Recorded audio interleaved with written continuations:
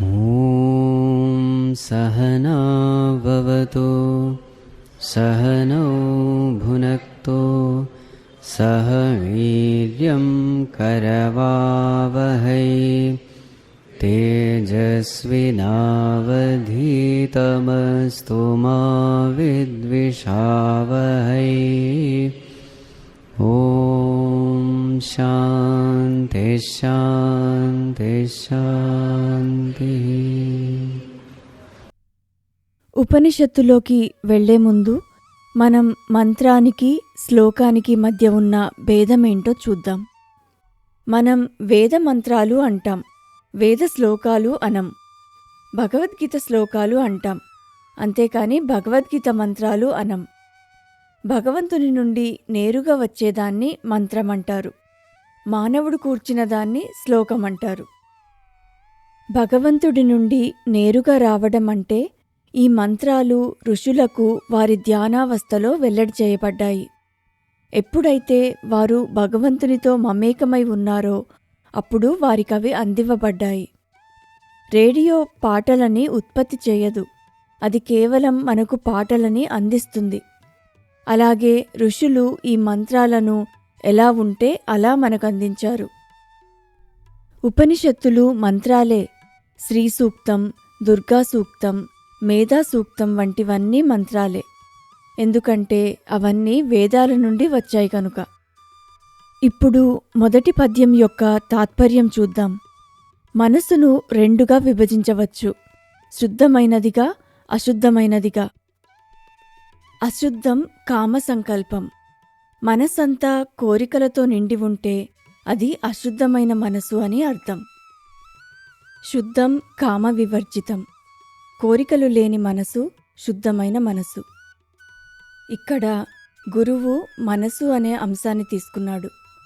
శిష్యుడు ఒక సమస్యతో గురువు దగ్గరికి వచ్చినప్పుడు గురువు యొక్క కర్తవ్యం ఏంటంటే శిష్యుడు ఎక్కడ తప్పు చేస్తున్నాడో చెప్పడం. మొదటి అడుగు తప్పును వెలికి తీయడం. ఒకవేళ శిష్యుడు స్వీకరించడానికి సిద్ధంగా లేకపోతే గురువు అతడి తప్పును చూపడు. గురువు కేవలం మౌనంగా ఉంటాడు. శిష్యుడు నాకు అన్నీ తెలుసు అనుకున్నప్పుడు గురువు సహాయపడలేడు. ఎప్పుడైతే శిష్యుడు తన మనసును తెరిచి ఉంచుతాడో, గురువుకు సంపూర్ణ శరణాగతి చెందుతాడో అప్పుడే గురువు అతడికి సహాయపడగలడు. శిష్యుడు గురువు దగ్గరకు ఎలా వెళ్ళాలి? తద్విద్ధి ప్రణిపాతేన పరిప్రశ్నేన సేవయా. గురువుకు అణుకువతో సేవ చేస్తూ వినమ్రంగా ప్రశ్నించి తెలుసుకో అని దాని అర్థం. గురువుకు సాష్టాంగ ప్రణామం చేయాలి. సాష్టాంగ ప్రణామం అంటే కేవలం ఓ భౌతిక విన్యాసం కాదు, నీ మనసు యొక్క వైఖరి అలా ఉండాలి. నేను మీకు సంపూర్ణంగా శరణాగతి చెందుతున్నాను అని దానర్థం. గురువు చెప్పేది మీ అనుభూతిలో లేకపోయినా గురువు మాటలపై విశ్వాసం కలిగుండాలి. ఏదేమైనా నేను మిమ్మల్ని నమ్ముతాను అన్న దృఢ సంకల్పం ఉండాలి. అలా గురువుకు సేవ చేసినప్పుడు కొంతకాలానికి గురువుకు శిష్యుని గురించిన అవగాహన కలుగుతుంది. అతడి మనస్థితి తెలుస్తుంది. అందరికీ ఒకే సలహా పనికిరాదు. శిష్యుని మానసిక స్థాయి తెలియకుండా గురువు బోధించలేడు. ఒకరి మానసిక స్థాయిని 3 విధాలుగా చెప్పొచ్చు. శిష్యుడు తామసిక గుణం కలిగుండొచ్చు, లేదా రాజసిక గుణం కలిగుండొచ్చు, లేదా సాత్విక గుణము కలిగుండొచ్చు. ఈ 3 రకాల మానసిక స్థాయిల్లో ఉన్నవారికి ఒకే విధమైన బోధన సరిపోదు. ఉదాహరణకు తామసిక గుణము కలవాడెలా ఉంటాడు? ఎప్పుడూ బద్ధకంతో, నిద్రలో, అనాసక్తిగా, అజాగ్రత్తగా ఉంటాడు. అలాంటివాడు గురువు దగ్గరికి వస్తే గురువు దీర్ఘమైన ధ్యానం చేయమని బోధిస్తే ఏం జరుగుతుంది? అతడు కేవలం నిద్రలోకి జారుకుంటాడు. ధ్యాన పద్ధతులు ఎంత గొప్పవైనా అవి ఈ వ్యక్తికి పనికిరావు. కనుక గురువు వాటిని నిర్దేశించడు. ఒకవేళ విద్యార్థి రాజసిక గుణాలు కలవాడైతే, రజస్సు అంటే బహిర్ముఖత, చంచలత్వం, అత్యుత్సాహం, ఒక్కచోట కుదురుగా ఉండలేకపోవటం. అలాంటి వ్యక్తికి గొప్ప జ్ఞాన పద్ధతులను సూచించవచ్చా? వాటి వల్ల ఉపయోగం లేదు. తామసిక వ్యక్తికి గురువు ఏమని సలహా ఇస్తాడు? కష్టపడమని చెప్తాడు. నీ బద్ధకం నుండి బయటికి రా అని చెప్పబడుతుంది. చాలా పని ఇవ్వబడుతుంది. అతడికి ఉపనిషత్తులోని మంత్రాలు ఇవ్వబడవు. మరి రాజసిక గుణాలు కలవాడికి ఏం చెప్పబడుతుంది? అతడికి నిష్కామ కర్మ చేయమని సలహా ఇవ్వబడుతుంది. ఒకవేళ విద్యార్థి అత్యధికమైన సత్వగుణంలో చాలా పదునుగా, తెలివిగా, స్వచ్ఛంగా ఉంటే అతడికి ఈ జ్ఞానబోధలు ఇవ్వబడతాయి. అలా విద్యార్థి యొక్క స్థాయిని బట్టి సలహాలు, సూచనలు అందివ్వబడతాయి. ఉపనిషత్తు వింటున్నవారు ఆ ఉన్నతమైన సాత్విక స్థితి కలిగిన వారని అర్థం. కనుక గురువు ఇప్పుడు నేరుగా మనసుతో ప్రారంభించారు. మొదటి పద్యం మనస్సుతో వ్యవహరిస్తుంది. మన ఏవ మనుష్యానాం కారణం బంధమోక్షయోహో. నాయనా, నీ సమస్యలన్నీ కేవలం నీ మనసు కారణంగా వస్తున్నాయి. నువ్వు ప్రపంచం వలన కష్టపడడం లేదు. నీ దుఃఖానికి నీ మనసే కారణం అని గురువంటున్నాడు. కనుక మనము మనసును అధ్యయనం చేద్దాం. మనసు అంటే ఏంటి? మనసుకున్న ఒక సాధారణమైన నిర్వచనం ఏంటంటే అది ఆలోచనల యొక్క ప్రవాహం అని. గురువంటున్నాడు, మనోహి ద్వివిధం ప్రోక్తం. మనసు రెండు రకాలుగా ఉంటుంది. శుద్ధ మనసు, అశుద్ధ మనసు. కోరికలతో నిండి ఉన్న మనసు అశుద్ధమైనది. ప్రపంచానికి, ఇంద్రియ వస్తువులకు అంటిపెట్టుకున్న అశుద్ధమైన మనస్సే బంధానికి కారణం. ముక్తం నిర్విషయం స్మృతం. కోరికల నుండి స్వేచ్ఛగా ఉన్న మనసు స్వచ్ఛమైన మనసు. దీన్ని కొంచెం విశ్లేషిద్దాం. కోరికలతో నిండి ఉన్న మనసు అశుద్ధమైనది అని తెలుసుకున్నాం కదా. అసలు కోరికలెందుకు కలుగుతాయి? ఆనందం కోసం. ప్రశాంతంగా ఉండటం, పరిపూర్ణత పొందడం, సంతోషంగా ఉండటం ఇది మానవులందరి లక్ష్యం. మానవులు మాత్రమే కాదు, అన్ని జీవరాశులు ఆనందాన్నే కోరుకుంటాయి. అది ఎలాంటి ఆనందం? అనంతకాలం ఉండే ఆనందం. అసలు మనసు కోరికను ఎందుకు అలరిస్తుంది? దాని పూర్వ అనుభవం యొక్క జ్ఞాపకం ప్రకారం కోరిక తీరిన ప్రతిసారి ఆనందం కలిగింది. ఉదాహరణకు, ఒక విద్యార్థి ఉన్నాడనుకోండి. అతడు క్లాసులో మంచి మార్కులు రావాలని, మంచి ర్యాంక్ రావాలని కోరుకుంటాడు. అందుకోసం అతడు ఎలా చదవాలి, సమయం ఎలా కేటాయించాలి అని ప్రణాళిక వేసుకుంటాడు. దాన్నే సంకల్పం అంటాము. కల్పన అంటే ఊహించడం, ప్రణాళికలు వేసుకోవడం, మానసికంగా చిత్రించుకోవడం. సం అంటే సమ్యక్, అంటే బాగా చేయబడినది అని. ఇప్పుడు మార్కులు బాగా వస్తే ఆనందం కలుగుతుంది అనేది ఆ విద్యార్థి యొక్క అనుభవం. కాబట్టి మార్కులు సంపాదించడం కోసం కష్టపడతాడు. అది సాధించినప్పుడు ఆనందపడతాడు. అలా ఉద్యోగం వచ్చినప్పుడు, ఇష్టపడ్డ జీవిత భాగస్వామి దొరికినప్పుడు, నచ్చిన ఇల్లు కట్టించుకున్నప్పుడు ఆనందం కలిగింది. కోరినది దొరకనప్పుడు దుఃఖంలో ఉంటాడు. ప్రపంచం ఆనందానికి మూలం. నాకు ప్రాపంచిక వస్తువులు లభించినప్పుడల్లా నేను ఆనందం పొందగలను అనే సిద్ధాంతం ఏర్పరచుకుంటాడు. కనుక మనసు సంకల్పించకుండా ఉండలేపదు. మీరు గమనించొచ్చు, మీ మనసు అనుక్షణం పనిచేస్తూనే ఉంటుంది. ఆనందం కోసం వెతుకుతూనే ఉంటుంది. కోరికలను ఎలా తీర్చుకోవాలి అని చూస్తుంటుంది. మీ ఆనందానికి మూలం ప్రపంచమని, మీరు కాదని భావించడం మొదలు పెడతారు.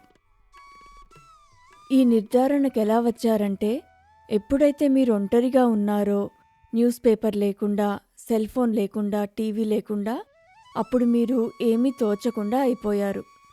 ఇది మీకేం నిరూపిస్తుంది? మీలో ఆనందం లేదు అని నిరూపిస్తుంది. కానీ ఉపనిషత్తు జీవితం గురించి మీరర్థం చేసుకున్నది తప్పు అని చెప్తుంది. గురువంటాడు, నీ మనసు అశుద్ధంగా ఉంది. నువ్వేదైతే అర్థం చేసుకున్నావో అది పైపైన విషయం మాత్రమే. నీ లోపలికి వెళ్ళు. నీ విశ్లేషణ అసంపూర్తిగా ఉంది. నువ్వు నీ మనసుకు తప్పుడు శిక్షణనిచ్చావు. నువ్వు ఆనందం కోసం తప్పుడు చోట వెతుకుతున్నావు. అవి తీరినప్పుడు దుఃఖిస్తున్నావు. నీ దుఃఖానికి, బంధానికి నీ మనసే కారణం అని అంటాడు. అలా గురువు విద్యార్థిలోని తప్పును వెలికితీస్తాడు. అశుద్ధమైన మనసు ఎలా బంధిస్తుందో చూద్దాం. మామూలుగా అశుద్ధం అనగానే మనమేమనుకుంటాము? మనసులో నెగటివ్ ఆలోచనలు, కోపము, ద్వేషము, అసూయ వంటివి ఉంటే అది అశుద్ధం అనుకుంటాము. కానీ ఇక్కడ అలాంటి పదాలేమీ ఉపయోగించలేదు. ఇక్కడ కేవలం మనసు కోరికలతో నిండి ఉన్నప్పుడే అది అశుద్ధమని చెప్పబడింది. అవి మంచివి కాని, చెడ్డవి కాని. బంధం అంటే ఏంటో చూద్దాం. ఒకరు స్తంభానికి కట్టేయబడ్డారనుకోండి, వారిని బంధించబడ్డారు అంటాం. బంధానికి సంకేతం స్వేచ్ఛ లేకపోవడం, నిస్సహాయత. భౌతికంగా దాన్ని మనం తేలిగ్గా కనుక్కోవచ్చు. వారు అటూ ఇటూ కదలలేకపోతున్నారు, ఏమీ చేయలేకపోతున్నారు అని స్పష్టంగా చూడగలుగుతాము. ఇప్పుడు మనం మానసిక బంధం గురించి మాట్లాడుకుందాం. కోరికలతో బంధించబడ్డ వ్యక్తి నిస్సహాయంగా మారుతాడు. ప్రపంచంలో వచ్చే ఫలితాలు ఊహించదగినవా లేక ఊహించలేనివా? అస్సలు ఊహించలేనివి, అవునా? మనసుకు ఆనందం కావాలి, అందులో ఏం తప్పులేదు. అది మనసు యొక్క స్వభావం. కాకపోతే దానికి ఆనందం అది కోరుకున్న వాటితోనే రావాలి అన్న షరతు పెట్టుకుంది. కానీ దురదృష్టవశాత్తు ప్రపంచంలోనిదేదైనా సరే మీరు దాన్ని పొందగలరనే గ్యారంటీ లేదు, అవునా? ఎందుకంటే ప్రపంచంలోని ఫలితాలు ఊహించలేనివి. ఉదాహరణకు, విద్యార్థి చదువుకోవచ్చు, కానీ ఫస్ట్ వస్తాడన్న గ్యారంటీ లేదు. దాన్ని ఎన్నో అంశాలు నిర్ణయిస్తాయి. అందులో అతడి శ్రమ కేవలం ఒక్క అంశం మాత్రమే. మిగిలిన అంశాలేవి ఒకరి నియంత్రణలో లేవు. ఆనందం యొక్క ఆ ఊహించలేని స్థితే ఆందోళనగా, భయంగా, ఆతృతగా, ఒత్తిడిగా వ్యక్తీకరిస్తుంది, అవునా కాదా? ఎప్పుడైనా సరే లక్ష్యానికి సంబంధించి గాని, కోరుకున్న వస్తువుకు సంబంధించి గాని ఫలితం ఊహించలేకపోతే మీ మనసు కలవరపడటం మీరు చూడగలరు. గుర్తుపెట్టుకోండి, మీరు ఆందోళన కోరుకోవట్లేదు, ఆతృత కోరుకోవట్లేదు. కానీ మీరు నిస్సహాయంగా ఆందోళన చెందుతున్నారు, నిస్సహాయంగా ఆతృత పడుతున్నారు. దీన్నే బంధం అంటారు. ఆనందమేమో కోరుకునే వాటి వల్ల వస్తుంది. కోరుకున్నదేమో నా చేతుల్లో లేదు, అది ఊహించలేనిది. ఇప్పుడు ఆ వస్తువు నా ఆనందాన్ని నిర్ణయిస్తోంది. కాబట్టి ఆనందం కూడా ఊహించలేనిదిగా మారింది. నాకది కావాలి, కానీ అది అందట్లేదు. అయినా నేను దాన్ని వదల్లేను. అదే బంధం. ప్రతి స్థాయిలో అనూహ్యత కనిపిస్తుంది.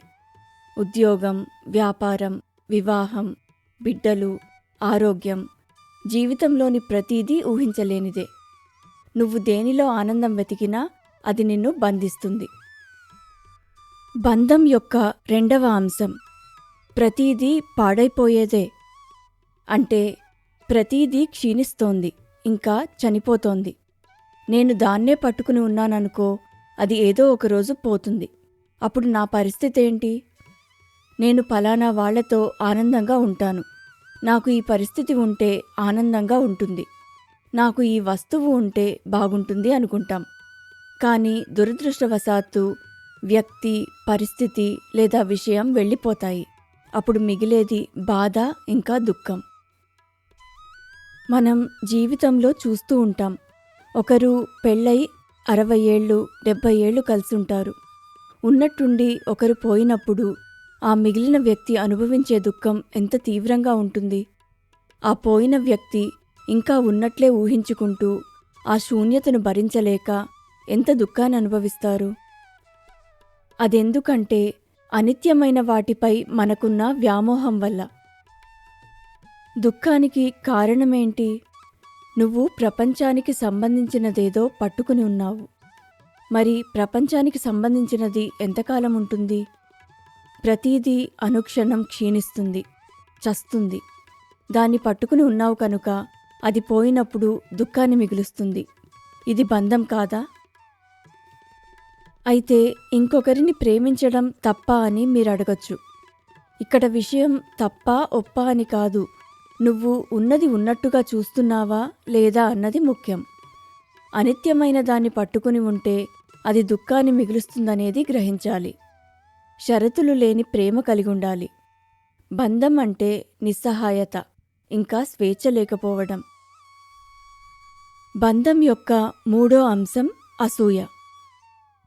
మనము దేనికైతే అత్యధిక విలువనిస్తామో అది మరొకరి దగ్గర ఎక్కువగా ఉంటే మనకు అసూయ కలుగుతుంది.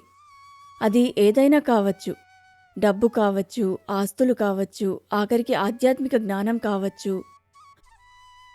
ఒక పండితుడు మరో పండితుడిని చూసి అసూయ పడతాడు, కానీ ఒక వ్యాపారి ఒక పండితుడిని చూసి అసూయ చెందడు. అలాగే పండితుడు వ్యాపారిని చూసి అసూయ చెందడు. ఎందుకంటే వారిద్దరూ ఇంకొకరి దగ్గర ఉన్న వాటికి అంత విలువనివ్వరు. ఇద్దరికీ ఒకే విషయం పట్ల ఆసక్తి ఉన్నప్పుడు అసూయకు అవకాశం ఏర్పడుతుంది. అసూయ మనసును దహించి వేస్తుంది. నాకు అసూయ పడాలని లేదు, కానీ నిస్సహాయంగా నేను అసూయ చెందుతున్నాను అంటావు. అది ఎందుకంటే నీ బలమైన కోరిక వల్ల. ఆ విధంగా అది నిన్ను మనసులో బంధిస్తుంది. మరో అంశం, నీకొకటి చాలా ఇష్టం, కానీ దాన్ని ఎవరో నీ నుంచి లాక్కున్నారు. అప్పుడు నీకేం భావన కలుగుతుంది? కోపం. ఎందుకంటే నీకు ఆ వస్తువు చాలా ఇష్టం, కానీ అది నీకు లేకుండా అయిపోయింది. దానికి కారణమైన దాని పట్ల కోపం. ఇక్కడ కూడా నీ బలమైన ఇచ్చనే నిన్ను బంధించింది. నువ్వు దేనితోనైనా బలమైన సంఘం కలిగున్నప్పుడే నీకు అశాంతి కలుగుతుంది, లేకపోతే ఎటువంటి అశాంతి ఉండేది కాదు. మరో అంశం, ఒక వ్యక్తి దేని పట్లైనా గట్టి మోహం కలిగుంటే అతడింకా దేన్ని చూడలేడు. ఉదాహరణకు, ఒక వ్యక్తికి జుట్టు అంటే చాలా ఇష్టం, కానీ అతడికి చిన్న వయసులోనే జుట్టు రాలిపోయిందనుకోండి. ఇంటి నుండి బయటకెళ్ళినప్పుడల్లా అతని దృష్టి దేని మీద ఉంటుంది? మరొకరి జుట్టు మీద. నువ్వు దాన్ని ఆపలేవు. నువ్వు దేనికైతే విలువనిస్తావో నీకదే కనిపిస్తుంది. గుర్రానికి కంటి పట్టి కడతారు, పక్కకు దృష్టి మళ్లకుండా. అలా మోహము నిన్ను పక్కకు చూడనీయకుండా చేస్తుంది. మోహము కలిగిన వ్యక్తి నిర్ణయం తీసుకునే సామర్థ్యాన్ని కోల్పోతాడు. తనకు ఇష్టమైన వాళ్ల విషయానికి వచ్చేసరికి రాజీ పడకుండా ఉండలేడు. గొప్ప వైద్యుడైనా తన బిడ్డకు ఆపరేషన్ చేయాల్సి వస్తే అతడి చేతులు వణుకుతాయి. నిర్ణయం తీసుకోలేకపోతాడు. ఒక న్యాయమూర్తి తన సొంత బిడ్డ నేరస్తుడిగా ఎదురైతే సరైన తీర్పు నిర్ణయించలేడు. తనవారు అన్న మోహం కలిగిన వ్యక్తి నిష్పక్షపాతంగా ఉండలేడు. అతడు ఒత్తిడికి లొంగిపోతాడు. ఇది బంధం కాదా? ఇవన్నీ కోరికలతో నిండి ఉన్న మనసు బంధించబడుతుంది అని చెప్పడానికే. సరైనదేదో నీకు తెలుసు, కానీ దానికి అనుగుణంగా నువ్వు నడుచుకోలేకపోతున్నావు. ఎందుకంటే కోరిక అంత బలంగా ఉంది. అలా ఒకరు బానిసవుతారు. మనకు దేనిపైన మోహముందో అదే మన మనసులో తిరుగుతూ ఉంటుంది. ప్రకృతి యొక్క చట్టం ఏంటంటే, అంత్యకాలంలో నువ్వు ఏదైతే తలుచుకుంటావో నువ్వు దాన్నే పొందుతావు అని. మనం ఈ శరీరం వదిలిపెట్టి వెళ్ళేటప్పుడు ఏదైతే మన జీవితమంతా కోరుకున్నామో అదే మన భవిష్యత్ జన్మను నిర్ణయిస్తుంది. చివరికి ఏం నిర్ధారణకు వస్తావు? నీ మనస్సు ప్రపంచంలో దేనికి కట్టుబడి ఉన్నా నువ్వు బంధించబడతావు. ఇంకా ఆ మేరకు దుఃఖపడతావు. ఆ మేరకు బానిసవుతావు. అవి మంచి కోరికలా లేదా చెడ్డ కోరికలా అన్నది కాదు ప్రశ్న. ప్రపంచానికి సంబంధించి ఏది కోరినా బంధించబడతావు. ప్రపంచానికి సంబంధించి అంటే అది శరీరము, మనస్సు, బుద్ధి కూడా అందులోని భాగమనే. అవి పంచమహాభూతాలతో తయారు చేయబడినవి. మీరు భగవంతుణ్ణి తప్ప ఇంకేది కోరినా మీరు దుఃఖాన్ని స్వాగతిస్తున్నట్టే. ఇంకా అది అశుద్ధమైన మనసే. మీరు ఇరుక్కుపోయారని మీకు అనిపించినప్పుడు మీ మనసు భగవంతునితో లేదని, ప్రపంచం వైపుకు తిరుగుందని, ప్రపంచం మీకు అత్యంత ప్రాధాన్యంగా మారిందని అర్థం చేసుకోండి. అదే మీ అశాంతికి కారణం. మీకు శాంతి కావాలంటే ఒకే ఒక మార్గం ఉంది. మీ దృష్టిని భగవంతుని వైపుకు మళ్లించటం. కోరికలు లేని జీవితాన్ని ఎలా జీవించాలి? కోరికలు లేని మనస్సు నిజంగా సాధ్యమేనా? వేదాలను అనుసరించాలి. వాటిని అనుసరించి ప్రపంచాన్ని దాటిన సద్గురువుల దారిలో నడవాలి. ఈ అంశాలను మనం వివరంగా రేపు చూద్దాం. ఓం సర్వే భవంతు సుఖినః, సర్వే సంతు నిరామయాః, సర్వే భద్రాణి పశ్యంతు, మా కశ్చిత్ దుఃఖభాగ్ భవేత్. అసతో మా సద్గమయ, తమసో మా జ్యోతిర్గమయ, మృత్యోర్మా అమృతం గమయ. ఓం శాంతి శాంతి శాంతి. హరి ఓం. శ్రీ గురుభ్యో నమః. హరి ఓం.